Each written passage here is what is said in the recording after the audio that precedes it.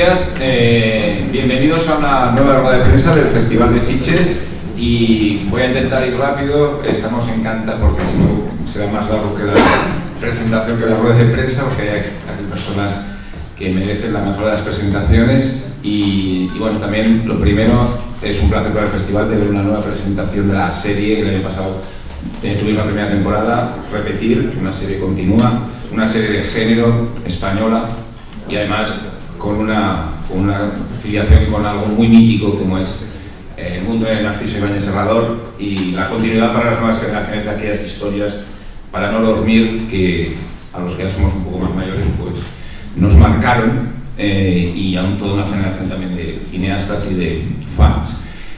Tenemos aquí para presentar la segunda temporada, también gracias a Amazon por confiar y a todos los productores de la serie por confiar en el festival, que además introduce las series no en una sección concreta, sino dentro de la sección oficial y en el gran auditorio. Creo que ver una serie, un producto audiovisual serializado, porque más Historias para el 2000 no es una serie al uso, son capítulos conclusivos y tiene un concepto casi ya de películas, ¿no? De películas para no dormir, aunque eso es otra cosa, que no es bueno vernos ahora. Así que vamos a presentar a todas las personas que tenemos aquí. Salvador Calvo, director, bienvenido a Sitges. Nacho Vigalondo, también director de uno de los episodios. Gracias por venir otra vez. Hola, Jaume. Ya vive en Sitges. Jaume Balagueró. Alice Waddington, bienvenida otra vez a Sitges con una película. Y bueno, como nosotros, como siempre decimos durante estos años, querían ver mujeres dirigiendo cine fantástico y ficción de género en este país, porque eso lo necesitamos, porque continúa siendo un déficit. No solo ya las mujeres dirigiendo, sino dirigiendo género, que eso es una gran noticia. Tenemos a Alejandro Ibáñez, productor, bienvenido otra vez aquí, ya sabes que es tu casa. Ricardo Carbonero, jefe de contenidos de Amazon Prime, también es vuestra casa. Y bueno, vives aquí casi, también estos días. Sebastián Vides, productor ejecutivo, y Manuel Sacabella, también productor ejecutivo. Nos pido así de retirón, pero en un plano así, un poco Brian de Palma. Y en la primera fila tenemos también personas importantísimas de estas series, los actores. Que bueno, gracias por comprometeros con una serie como esta, como el género también en este país y para hacer que Historias para el 2000 sea un verdadero acontecimiento. Tenemos a Álvaro Morte, bienvenido a Sitges. Mina Zamani, gracias. Pablo Derqui, que bueno, tienes una historia con este festival ya de años y bueno, siempre encantado de verte por aquí. No digo lo mismo de Manuela, Pellez, gracias, es tu casa, vamos a ver. Javier Gutiérrez es el que está creando este suspense en estos momentos. Es decir, yo lo he visto, ha llegado. Ha llegado, no nos preocupamos. Y tenemos acá, bueno, Carlos Areces también está por ahí. Bueno, pues Carlos Areces está por ahí, ya llegará. Estará así. Roberto Álamo, bienvenido también, Roberto. Que también es un habitual, ha venido ya unas veces por Sitges, y Aníbal Gómez, que espero bueno, vamos a hacer un diálogo. Bueno, pues nada, ya acabada esta presentación, perdonad por lo larga, pero merecía que fuese así de larga. Vamos a empezar la rueda de prensa. Gracias a vosotros también por venir un día más, estéis así como más lejos, pero bueno, empezar. Procuramos no hacer el silencio desde el principio y empezamos directamente. Gracias, no fundido en el por favor. Hola, buenos días.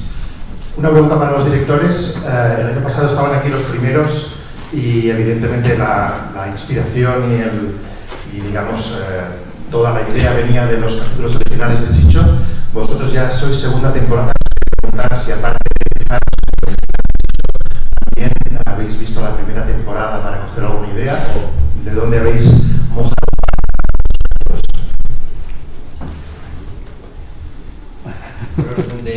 Sí, hacemos eso. Pues lógicamente sí, yo creo que todos, bueno, yo por lo menos sí que me vi los capítulos de la primera temporada para saber un poco la referencia que había. Y bueno, vi la libertad, que eso es una de las cosas que me encantó del proyecto, que cada uno se lo llevaba a su terreno, ¿no? Y de alguna manera le daba su sello, y encima pues eso normalmente que en una serie te lo critican siempre, ¿no? Porque se tiene que parecer al capítulo 1, pues en este caso era lo contrario, era que cada uno busque su material, el sitio donde se sienta a gusto y desarrolle su historia en ese contexto. Y entonces, bueno, pues eso es lo que más me atrajo del proyecto, ¿no? El poder inspirarme desde luego en la serie original y a partir de ahí crear tu propio mundo y tu propia historia. Creo que el gran atributo de esta serie es efectos prácticos, componer un mini festival de cine fantástico en el que te puedes asomar y ver cómo en qué estado se encuentra el cine español de género a día de hoy, porque en realidad el nexo entre las películas es el nexo que cada uno haya querido dar con el capítulo original de la serie de Chicho, sin que hayamos estado obligados.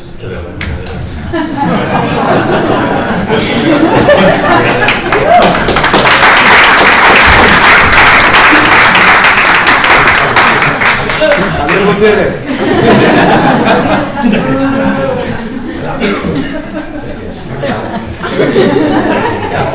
Hago como que no me han interrumpido y vuelvo a estar. Lo que estaba diciendo es que el atributo de esta serie es efectos prácticos, componer un mini festival de cine fantástico en el que uno pueda asomarse y comprobar el estado de la cuestión, lo que concierne al cine fantástico español. Y entonces, al ser un mini festival, realmente no tiene sentido que, ¿no? Imaginad que los invitados a Sitges dijeran: fíjate que otras películas van a Sitges todos los años para dibujar tu proximidad con tu diferencia, no tiene sentido. Entonces, precisamente lo bueno de esta serie es que no importa lo que hayan hecho los demás, tienes que expresarte tú mismo en relación al material de Chicho y decidir cuánto quieres que el capítulo original esté en tu propuesta. Y entonces la iniciativa es maravillosa por eso. Si hacéis 5 temporadas, la colección en Blu-ray va a ser una absoluta gozada. Imaginad que existiera Sitges el Digipack, ¿no? No sería la hostia que hubiera como una caja en Blu-ray que fuera Sitges, temporada 1, ¿no? Siglo XX/XXI, pues ya está. Bueno, yo creo que sí, es eso, está dicho. Tira. Yo creo que está dicho. Yo estoy de acuerdo con los dos. Por un lado, tampoco había que tener mucha...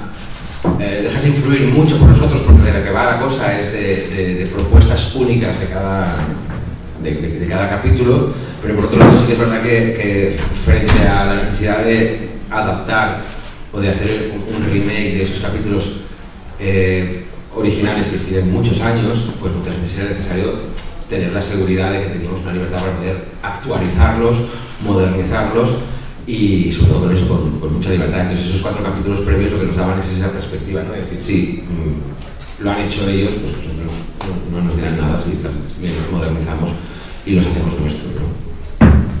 Gracias. Yo destaco asimismo la libertad creativa porque el episodio original mío de La pesadilla es de 1967 y evidentemente había elementos temáticos y de historia que se podían actualizar. La historia que yo he querido contar tiene, digamos, la misma localización, ¿no? O sea, la misma época, 1880, pero por ejemplo se pasa de una aldea de Kisilova a Galicia, ¿no? En esa época. Para mí era importante usar la oportunidad de una manera que Chicho tal vez la habéis usado también. Chicho es una persona que siempre estuvo a favor de las historias en los márgenes y quiero pensar que el acercamiento que hemos hecho desde el punto de vista de encontrar la intolerancia le interesaría y que sigue siendo relevante a su trabajo. No, pero la pregunta era para los directores. Lo habéis hecho muy bien.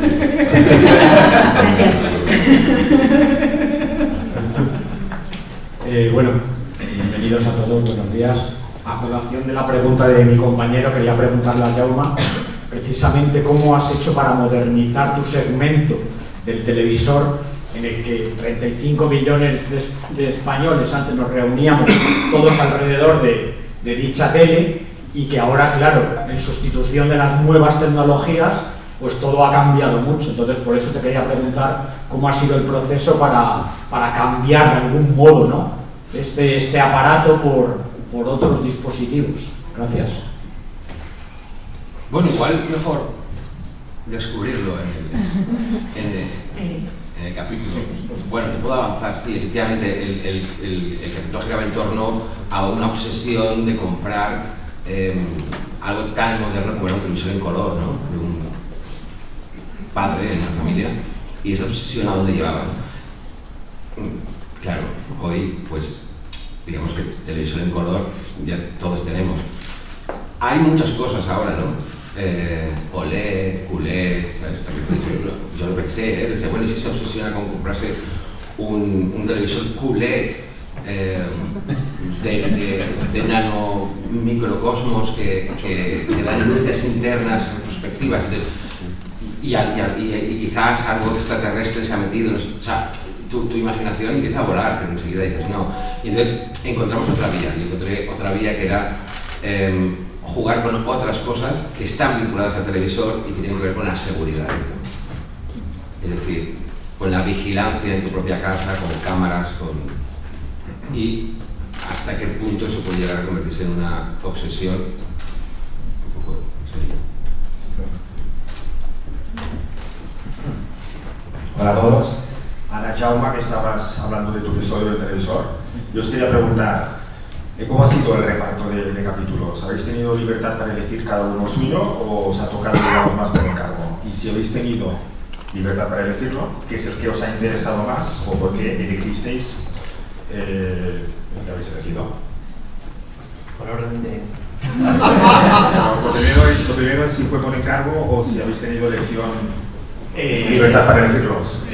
Tuvimos libertad, evidentemente los 4 que ya se habían hecho ya no los podíamos hacer, pero tuvimos absoluta libertad para poder elegir, o por lo menos yo, en mi caso, hablo por mí, y yo elegí el que a ver, quizás de los que estamos aquí soy el director que soy menos de género, o sea, y entonces, bueno, pues busqué uno que podría encauzarse más o sea, en el que yo me podía mover con más libertad y mejor, ¿no? Y que se ajustaba más a mi tipo de cine. Entonces busqué uno que tenía una temática más social, era el trasplante, hablaba de un futuro distópico, de un futuro no muy lejano, en el que, digamos, los ricos se pueden trasplantar los cuerpos y permanecer jóvenes y no morir nunca, y los pobres pues no les queda otra que ir dando partes de su cuerpo para poder sobrevivir y llegar a fin de mes. Entonces, bueno, pues me parecía que era súper avanzado para la época, también hablo del 67, era potentísimo la historia, y entonces pues ahí me metí en ese universo, y la verdad que bueno, pues tiene una parte que es chulo, porque es verdad que la serie da para terror, pero también da para esta cosa un poco más bueno, una historia para no dormir, porque en realidad no sé si esto, que es más cercano a la realidad, te deja con peor regusto y tal para poderte acostar. Así que bueno, pues en esa línea la verdad que ya te digo, yo tuve total libertad para poder elegir. Creo que todos tenemos la misma libertad para escoger el capítulo de todos los disponibles. En el caso mío me llamó mucho la atención que uno de los capítulos, ya titulado La Alarma originalmente, que sea una de las historias más sencillas de toda la colección original, pero que aún así dure 2 capítulos, o sea, dura el doble, por razones que son muy difíciles de explicar, porque el relato es muy realmente pequeño. Y me llamó mucho la atención que el cuento, tal y como está planteado en el guión de la serie original, es una adaptación libre de El Centinela, de Arthur C. Clarke, que es el relato que sirve a sí mismo de prólogo de anticipación de 2001, Una odisea en el espacio. Con lo cual, La Alarma de Chicho Ana y Serrador es como una anticipación de 2001, Una odisea en el espacio, cambiando la luna ¿no? Que es donde aparece el monolito, por un chaletazo en la sierra. O sea, que es 2001, te lo juro, es 2001 en un chalet.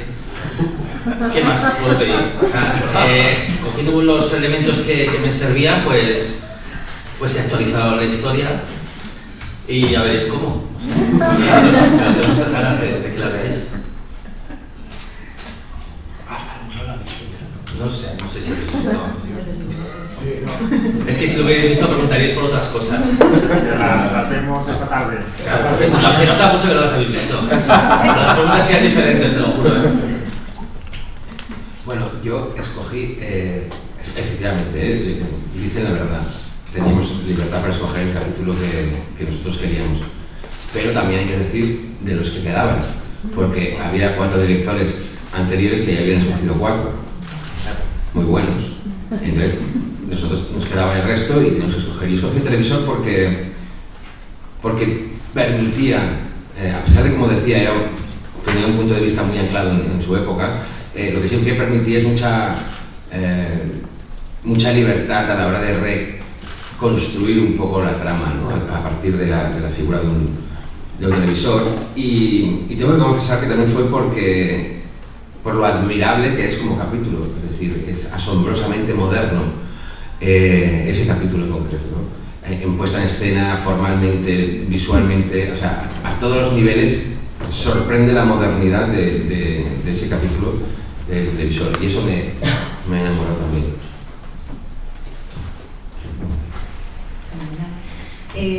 Bueno, en mi caso no solo es mi primer episodio de televisión, digamos, o televisión ontológica, sino que también es lo primero que he dirigido nunca en castellano. Entonces, como una parte de mi familia tiene raíces gallegas, por parte de mi padre, y veía tanta potencial en contar una historia de terror folk al estilo de lo que después hizo mucho la Hammer con, perdón, hacía los títulos en inglés, Witchfinder General o Twins of Evil, películas realmente de terror vampírico que se asociaban con una imagen realmente muy de la época, muy pasada por la óptica de los años 60 y 70. Deseando mantener todo eso, que al final Chicho también fue parte de esa influencia, al ver la historia original y ver una historia primordialmente de mujeres y una historia primordialmente matriarcal, me resultó muy interesante y sentía que conocía a algunas de las personas de esa historia. Algunas podrían ser perfectamente mi abuela Rosa, la cual nombra a uno de los personajes de la historia, y suma y sigue, ¿no? Creía que era una mezcla de épocas y de influencias que eran cosas que yo vería un domingo por la tarde tranquilamente. Entonces la sensación era como de, jo, si pudiera hacer esta, me encantaría hacerlo. Y así fue muy fácil. Una curiosidad, ¿de cuántos capítulos estamos hablando disponibles? ¿Cuánto hay para elegir? Bueno, ahora hemos hecho 8 y en total hay unos 32. Vale, gracias. Pero creo que tú preguntas cuántos capítulos originales hay de los que se puede escoger, ¿no? Exacto. De todo lo que había para que vosotros mirarais, ¿cuántos había? Pues 28 tenían para elegir. Vale. ¿Y os habéis visto todos?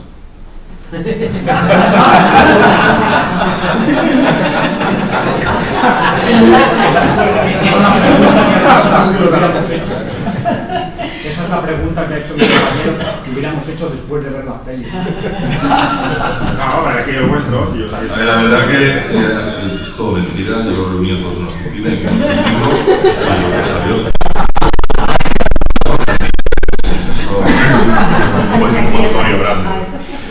Creo que todos tenemos un recuerdo muy sentimental relacionado con historias para no dormir. Para todo el mundo es lo que le ponían sus padres con el bocadillo o lo que no se atrevían a dejar de ver por la noche cuando no les dejaban a través de la puerta. Entonces, al final es muy difícil no haber visto por lo menos una decena de ellos de una forma u otra. Y yo tenía el recuerdo de una forma emocional a través también de mi madre, que es la fan de Pino de Género de la familia. Y al final todo vuelve. Yo vi, no todos, bastantes. Sí. Misterioso y Bastantes, han salido 15. Cuando de los 15 que vi, de los que están disponibles, encontré lo que creía que podía funcionar, me puse a trabajar. Pensé que era más interesante emplear el tiempo en trabajar que en seguir viendo otros, porque ya estaba. Ya había encontrado un capítulo, entonces vamos a trabajar. No, ve los otros. No, vamos a trabajar.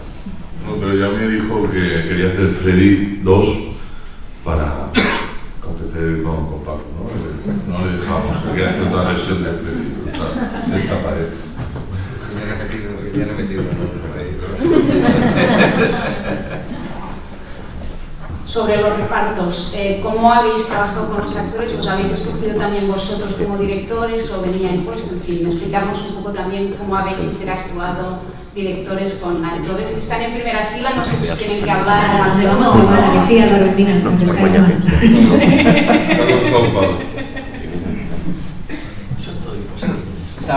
Había todo el grupo, pero ese es el grupo, de Pablo y Manuela. De hecho, Jaume me cogió a mí, pero ya estaba cogido con nadie. Yo puedo trabajar contigo, digo.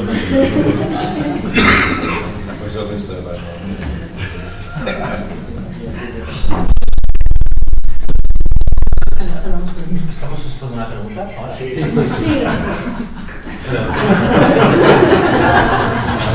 Es como un running. Bueno, pues sí, efectivamente elegimos libremente nuestros repartos, porque si los hubiéramos intercambiado lo mismo salían otras historias también, pero no, cada uno eligió el propio y la verdad que bueno, en ese sentido también tuvimos mucha suerte, porque al ser este proyecto, un proyecto puntual, digamos que solo nos llevaba 3 semanas de rodaje, pues hemos podido aspirar a muy buenos actores que normalmente están siempre ocupados, así que ha sido una suerte y pues, otras veces no tienes esta posibilidad, ¿no? Es que yo creo que una forma también de resumir todas las preguntas que ha habido hasta ahora es que no ha habido ninguna imposición de ningún tipo, o sea, no, es que no hemos tenido ningún tipo de presión, ni tampoco hemos sufrido, al menos hasta donde yo sé, tampoco hemos sufrido notas excesivas de guión. O sea, hemos hecho una película, hemos hecho 4 pelis que resulta que duran un poquito menos de lo que duran las pelis ahora, o mucho menos de lo que duran las pelis ahora, porque todas duran de 2 horas para arriba, y ya está. Y tampoco ni siquiera se nos ha pedido un grado de fidelidad con el texto original. Y por supuesto sí, hubiera sido muy raro que nos hubieran impuesto el casting cuando también somos responsables del guión de cada una de las historias. Y yo creo que, por ejemplo, mi casting es la comprobación de que no hemos sufrido imposiciones. Nadie en su sano juicio va a pensar que mi casting ha sido algo que me han impuesto a mí. Ese circo que tengo en mi caso, ¿no? Que está Gurruchaga, Areces, Aníbal, Roberto, Neus, o sea... Y lo que ha dicho Salva, que al ser rodajes como muy fáciles de encajar en los horarios, pues hemos tenido una suerte de contar con gente de prestigio indiscutible, en mi caso Roberto Álamo. Pero también hay que destacar el lujo de que te permitan, ¿no?, poner al frente de protagonista absoluto de tu película a alguien como Aníbal Gómez en un momento de su carrera en el que todo el mundo le conoce, pero no tiene la seguridad que tienen otros delante de la cámara, con lo cual he podido hacer con él lo que he querido. Ha sido plastilina en mis manos. Y creo que es algo que no podrá volver a suceder ni en su carrera ni en la mía. O sea, creo que he abusado de él. Luego cuento todo. Ha sido Shelley Duvall y yo he sido Stanley Kubrick. Entonces, claro, esa cosa tan bonita, eso de mezclar gente de prestigio y gente manipulable, es una suerte que pocas veces tienes en la vida. Que es lo más bonito, ¿no? Que haya gente vulnerable en tu casting y gente intocable, ¿no? Para que vea de todo.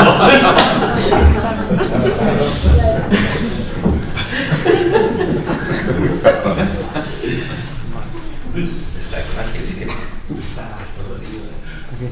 Eso espero. Eso espero.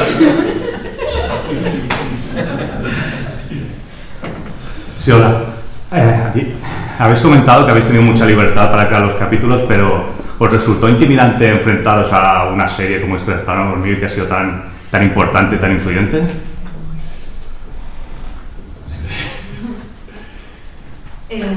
Desde el punto de vista de la influencia, yo lo que comentaba era eso, que impresiona para mí, impresiona muchísimo más presentar Historias para no dormir aquí que una película en inglés. Porque yo bromeaba con que si una película en inglés no gusta en España, pues no pasa nada, pero si no gusta Historias para no dormir, tenemos un problema muy serio. Entonces, para mí es algo extremadamente emocional y emocionante, las dos cosas. Y siento que formo parte de un legado de una forma que impresiona mucho, ¿no? Porque al final hay algunas personas que han participado en esta serie a las que yo admiro desde hace muchísimos años. Con lo cual, sí, impresiona realmente mucho. Y, por cierto, que respecto a la pregunta anterior de los actores, por responder en serio, yo escribí el papel para Mino y realmente rezamos para que dijera que sí durante un mes. O sea, Juanma, mi director de casting, hizo un trabajo extraordinario acercándose a los actores, precisamente porque se trata de una serie y en este caso un episodio extremadamente coral. El trabajo de Chicho para mí siempre fue trabajar con actores de teatro y casi toda la gente que está presente aquí tiene esa tradición. Álvaro fue de los últimos en entrar en el episodio y realmente fue maravilloso que él estuviera dispuesto a hacerlo, porque creo que tiene un alma de actor que es muy propensa al juego y es muy propensa a meterse en proyectos en que tal vez un actor tan conocido como él no se atreverían, y en este caso personajes de una complejidad maravillosa. Todos ellos trajeron una complejidad al guión con las reuniones que fuimos haciendo de ensayos que progresivamente lo fueron cambiando hacia lo que ellos se sentían cómodos, con lo cual yo quiero pensar que para cuando llegamos al set pues éramos el espacio seguro mutuo, ¿no? de nosotros y nos podíamos decir cualquier cosa. Con lo cual hubo un día en que Álvaro a las 4 de la mañana en un monte lo enterramos vivo y salió haciendo chistes de Condemor, de chiquito. O sea, es de verdad 100% recomendado trabajar con él. Así soy yo. Así es.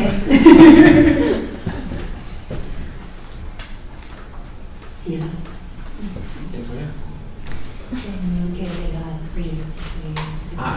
Perdón, es que estaba metido en la respuesta. Bueno, déjame decir una cosa antes, sobre la que yo no he hablado de mis actores, pero evidentemente no fue una imposición, sino que fue una elección absolutamente libre, ¿no? Pero debo pensar que en el caso de Manuel Avellés algo de imposición de la vida hubo, porque tú sabes que fue así. Yo estaba recién terminado el guión, estaba empezando a pensar quién podría interpretarlo. Y en el momento que estaba empezando a pensarlo, yo iba paseando por la calle y de repente me crucé con Manuela. Y pensé, ostras, digo, pues, y entonces le dije, Manuela, ¿tú no estás libre? Y me dijo, pues sí, y así fue. O sea, que un poco el destino, ¿no? La vida lo impuso de alguna forma. Bueno, entonces, decir, utilizabas la palabra... En la pregunta utilizabas la palabra si nos había... no me acuerdo la palabra exacta. Imponía. Sí, bueno, sí. Intimidado. No, yo creo que no nos intimidaba, pero sí que nos producía siempre intimidar, ¿no? ¿De acuerdo? Pero hacer algo, hacer una peli, es intimidante siempre. Porque siempre hay una inseguridad innata en cualquier ser humano, ¿no? Pero, bueno, en algunos no, pero en mi caso sí. Pero yo creo que era más un tema de respeto, ¿no? El gran respeto hacia, ostras, estamos abordando algo que es muy importante a todos los niveles y sobre todo es muy importante para nosotros, ¿no? Que es Historias para no dormir. Y entonces sí, mucho respeto. Yo creo que más que intimidar el material original, siempre hay que destacar que el nombre de la serie ya está en el lenguaje popular, o sea que más que una serie es casi... Pero incluso hay gente que utiliza la expresión Historias para no dormir sin saber de qué está hablando realmente, o sea, hasta ese punto se infiltró en el lenguaje. Yo creo que aunque el respeto sea real, esto es mérito de los productores, lo que más intimida es con diferencias el resto de personas implicadas en este proyecto. O sea, los directores que estaban en la primera temporada, los directores que tienes de compañeros en la segunda, el tipo de casting que hemos conseguido congregar. O sea, realmente hacerlo muy mal en este contexto es hacerlo muy mal a la vista de muchísima gente y desde un estado en que hay gente de muchísimo prestigio, que hay más intimidante que eso, o que mayor prestigio hay que ese, ¿no? Yo creo que ahí está el asunto. Si la única intimidación fuera el eco de la serie original, pues yo creo que algo estarían haciendo mal los productores de este nuevo producto, porque bueno, es un Ferrari por otros motivos, además, claro. Estáis haciendo segunda temporada, señal de que la primera fue bien. Entonces, ¿hay intención de rehacer todos los episodios que hizo Chicho en su día? Y para los directores, en caso de que pudierais volver a participar, ¿hay algún episodio que os marcó de pequeño que dijerais, yo si puedo, quiero rehacer este? Gracias. Bueno, ahora estamos centrados en que esto vaya bien, en empujarlo al máximo y que al público le guste y esperemos un poco qué puede pasar, ¿no? Sí, pero muy centrados ahora en el lanzamiento de las... Bueno, sí, efectivamente, un proyecto con Alejandro y su familia, la idea de apostar pues una franquicia. Si la intención es hacer más temporadas, no hay nada en concreto, porque obviamente hoy toca estrenar la segunda y ver cómo va, pero sí hay una intención tanto de nuestro lado y también algo maravilloso que pasa con el proyecto es que también hay mucha lista de espera, hay mucha gente que también se quiere sumar y bueno, como ir de 4 en 4 implica tener ciertas limitaciones, pero sí. Y desde Isla de Visual en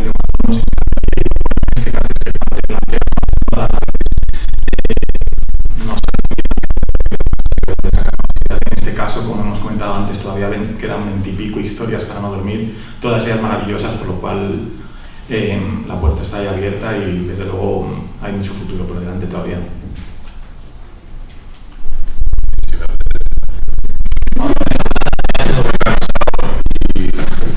Un calor de dinosaurio también. Pero no me apetece más series de esta. Si son 4 capítulos, ¿qué temporada las obras? No para ver o sea, ya. Es decir, que no se diga que. Hay un baúl secreto lleno de guiones. ¿Eh? Hay un baúl secreto lleno de guiones. Claro.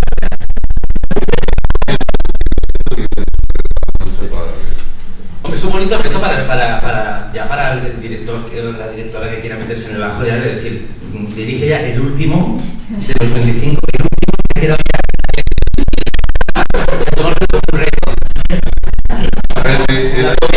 Si esto crece, yo creo, si esta Historias para Dormir, tenemos la opción de crecer y que la audiencia te vaya gustando. Yo espero que Historias para Dormir ya no sea un Chicho Ibáñez Serrador, que Historias consiga ser su propia marca, que podamos ver nuevos directores, nuevas series, nuevos guiones, no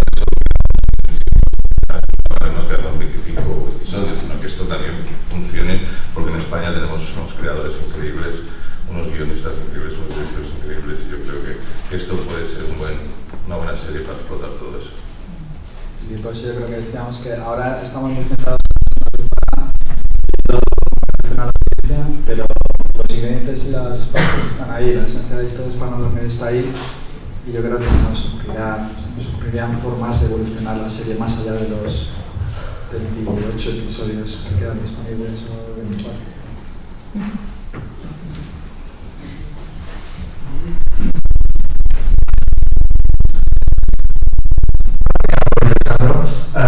Como Amazon ha hecho estrenos, no estáis mucho menos. Claro, estos capítulos son, como decía Nacho, un mini festival de Sitges. No sé si en algún momento os habéis planteado, ha pasado por vuestra cabeza, de poder hacer estreno en salas, teniendo en cuenta los nombres que hay detrás y delante de la cámara. Yo no lo he pensado, ¿tú lo has pensado? No lo hemos comentado.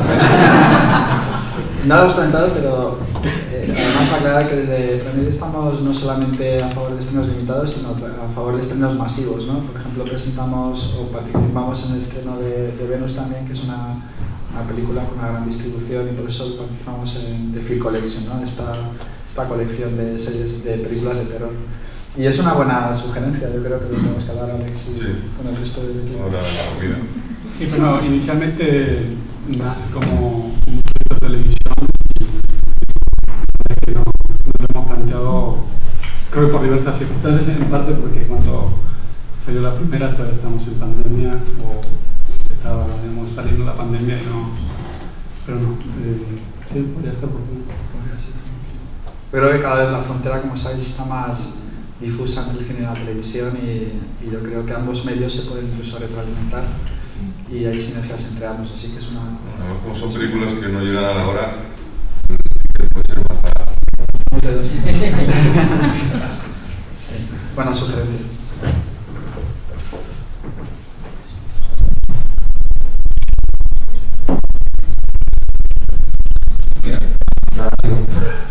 Ahora que han dicho que en el futuro hay la opción de ampliar la perspectiva, de hacer capítulos con guiones propios que no sean heredados de la serie original, no sé si os arrepentís y queréis participar en próximas temporadas.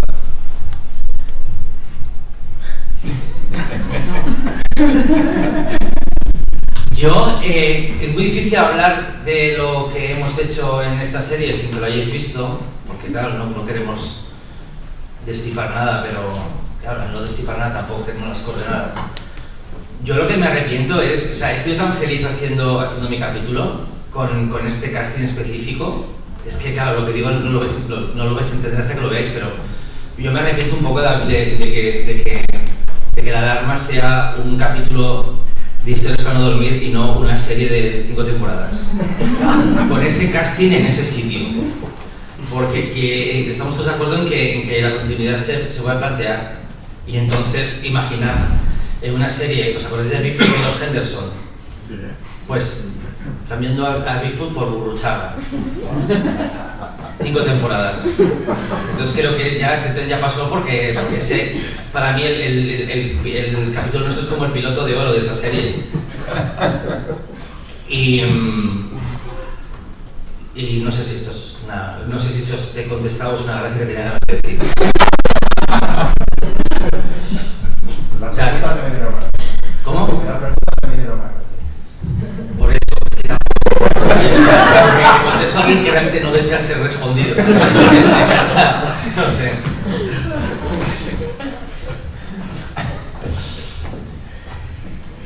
Yo quiero decir que sí es verdad que yo por lo menos he tenido la sensación de que se podía haber desarrollado más porque daba, la temática daba para poder hacer incluso un largo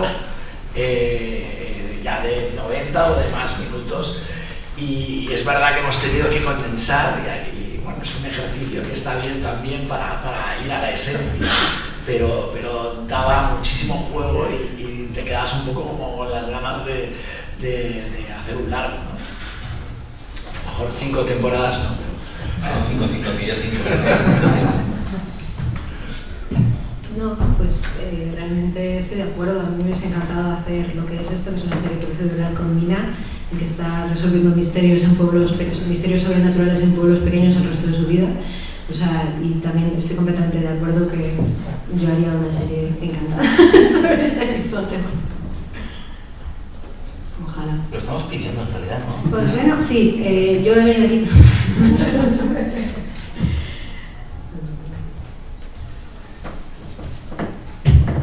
Hola, yo estoy un poco intimidado porque parece ser que soy el único que lo ha visto. Lo tenemos en la plataforma de Barcelona. Tiene el link. Pero bueno, he visto que lo está visto. Entonces, para presentar, solo quiero felicitaros, que está muy bien la serie y me ha gustado mucho. Tengo uno preferido, pero bueno. Sí, no, Ana, a colación, Nacho, que has mencionado Burruchaga. ¿Cómo has conseguido que vuelva? Porque estaba muy desaparecido de cine, yo diría que hizo una colaboración, ¿no? en Cantinflas conozco a General, pero diría que hacía como 10 años que no hacía cine. Está desaparecido, pero no a su... del cine, ya, pero no por elección de él. O sea, no es que él se haya retirado, sino que él hubiera estado encantado de rodar mucho más. Y creo que es un desperdicio que no esté Gurruchaga más presente delante de la cámara, porque es uno de los objetos más irrepetibles que puede tener nuestra cinematografía, más o menos reciente. Y luego más allá de lo que sabemos que es capaz de ser y hacer Gurruchaga delante de la cámara y esa versatilidad que tiene, a veces también está bien decir que es uno de los compañeros más exquisitos que hemos tenido en el set. Hay un momento en el que dices, cuando todo el mundo está encantado de tenerle, tanto los compañeros de casting como la gente de peluquería y vestuario, todo el mundo está encandilado con él, es porque realmente como compañero es exquisito. O sea, yo desearía que Gurruchaga fuera difícil de contratar, en serio. Y esperemos que lo sea. Es como Tarantino, ¿no? Que recuperó a Travolta, pues tú recuperas a Gurruchaga. Ya, pero eso es un poco hortera, lo de apropiarte del regreso de alguien. No,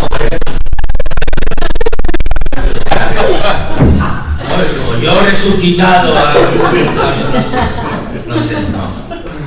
Eso murió en los 90, esa retórica de Tarantino y tal y cual. No está.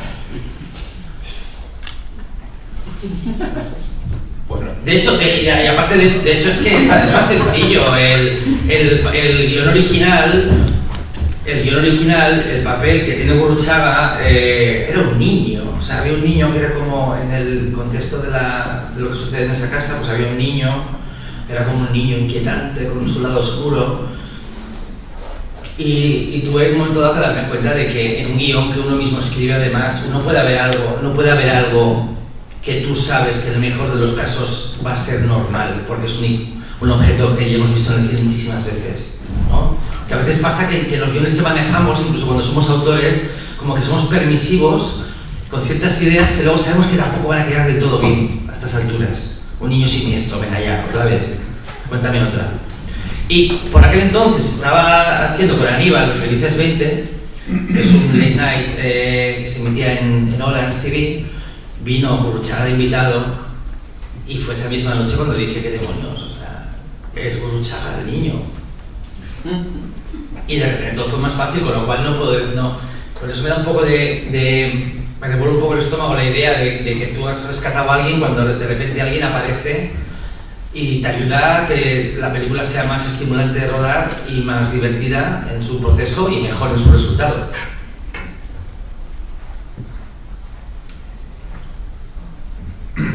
Bueno, pues perfecto. Esta tarde lo podréis ver todos Historias para no dormir. Si queréis hacemos un cabo de prensa después, pero porque ya ha dado mucho de sí sin que la hayáis visto muchos de vosotros. Gracias a todos por estar aquí, actores, directores, productores, creadores.